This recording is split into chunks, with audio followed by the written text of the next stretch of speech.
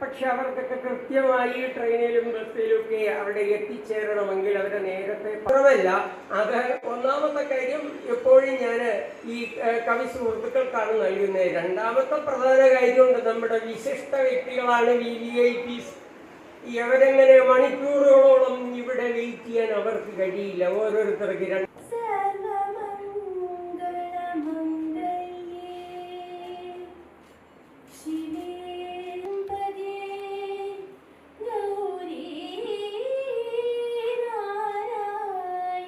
കവിതകളും പുസ്തകങ്ങൾ നമ്മൾ തന്നെ നേരിട്ട്. അതുകൊണ്ട് ഈ പുസ്തകം ഒരു പ്രത്യേകതയുള്ള പുസ്തകമാണ്. എല്ലാ മലയാളികളും അറിഞ്ഞിരിക്കേണ്ട ഒരു ചരിത്രം മഹാബലിക്ക് ഉണ്ട് എന്ന് എനിക്ക് തോന്നിയത്. മഹാബലി എന്നെ കൈപിടിച്ച് എഴുതിച്ചതുപോലെ, അദ്ദേഹത്തിൻ്റെ ആത്മാവെന്നിൽ കയറി ഇരുന്നു കൊണ്ട് എന്നെ കൊണ്ട് എഴുതിപ്പിച്ചതുപോലെയാണ് പലപ്പോഴും എനിക്ക് തോന്നിയത്. കാരണം ഞാൻ വിഭാവന ചെയ്തതുപോലൊന്നും അല്ല ഇത് ഉരുത്തിരിഞ്ഞ് വന്നിരിക്കുന്നത്. അവസാനം എങ്ങനെയൊക്കെയോ ഇത് എല്ലാം കൂടെ കണക്ട് ചെയ്ത് വരികയായിരുന്നു.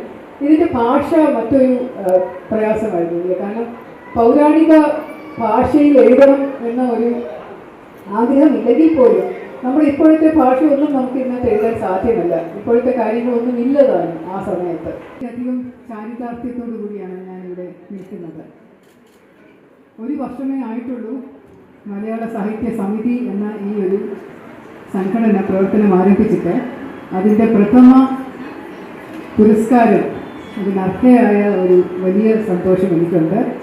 അതും പുറത്തിറങ്ങിയിട്ട് 2 മാസം പോലും പ്രായമാകാത്ത ഒരു പുസ്തകത്തിനെയാണ് ആദരിച്ചത്. എൻ്റെ ഏറ്റവും പ്രിയപ്പെട്ട 7 വർഷമായിട്ട് ഞാൻ പ്രവർത്തിച്ച് എഴുതിയ ഒരു പുസ്തകമാണ് മഹാബലിയെക്കുറിച്ചുള്ള നോവൽ ബലിപഥം. ബലിപഥം എന്ന നോവൽ ഇറങ്ങുമ്പോൾ അതൊരു പ്രത്യേകതയാണ്.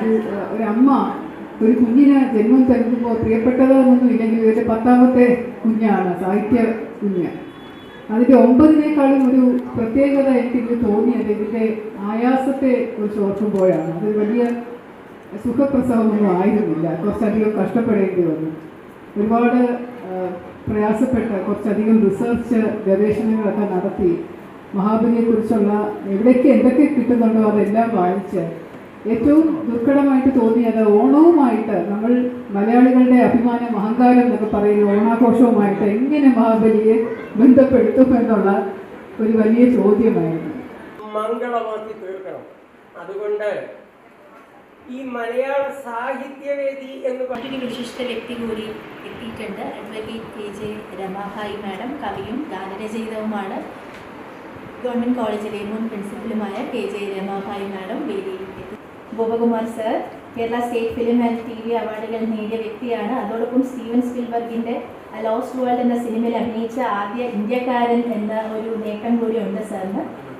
ഈ ട്രാൻസാക്ഷൻ കാണാം കാര്യങ്ങളും ഇതിൽ പിന്നെ പ്രത്യേക വിശേഷമൊന്നുമില്ല.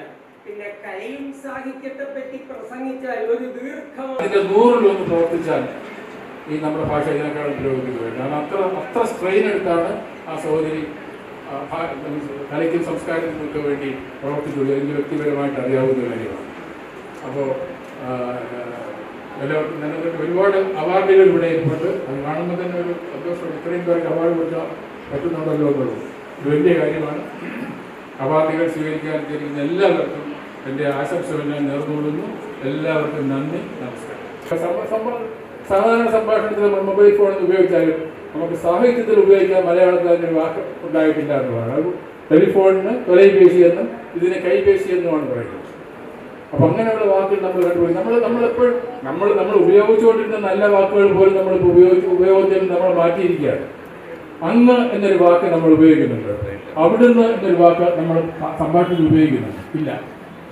നമ്മൾ അതെല്ലാം മോശമായിട്ടായിരുന്നു. അങ്ങനെ ആരെയും വാ ഇരിന്നേ പറയുള്ളൂ. അങ്ങ് വരണം, ഇരിക്കണം എന്ന് നമ്മൾ പറയാറില്ല, ഇല്ലേ? അതാണ് നമ്മുടെ ഏറ്റവും വലിയ കുഴപ്പം. ഭാഷയെ നമ്മൾ അകറ്റി നിർത്തിക്കൊണ്ടാണ് നമ്മൾ സംഭാഷണം പോലും നടത്തുന്നത്. അതുപോലെ നമ്മൾ ഭാഷയ്ക്ക് വേണ്ടി നമ്മുടെ ഭാഷ ഉത്തരോത്തരം അഭിവൃദ്ധി പ്രാപിക്കണം എന്നുള്ള ഉദ്ദേശത്തോടു കൂടിയായിരിക്കണം നമ്മുടെ ഭാഷാ ഇൻസ്റ്റിറ്റ്യൂട്ടും അതുപോലെ തന്നെ സർക്കാരും എല്ലാം പ്രവർത്തിക്കേണ്ടത്. അപ്പോൾ ഏതായാലും ഈ ഒരു മുഹൂർത്തത്തിൽ ഇന്നിവിടെ നിങ്ങളുടെ സമയം ചെലവഴിക്കാൻ കഴിഞ്ഞാൽ വളരെ സന്തോഷമുണ്ട്. ഒരു വർഷം രൂപീകരിച്ചു. ഇതിനകത്ത് 1000 ഇരിപ്പുണ്ട്. ഉദ്ഘാടകനും അധ്യക്ഷനും ഒക്കെ ആയിട്ട് അവർ വിജയിപ്പിച്ച് തന്നിട്ടുണ്ട്.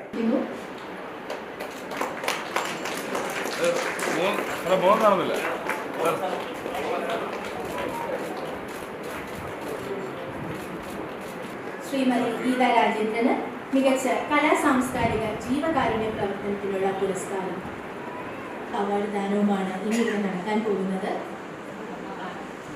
ആദ്യത്തെ അവാർഡ്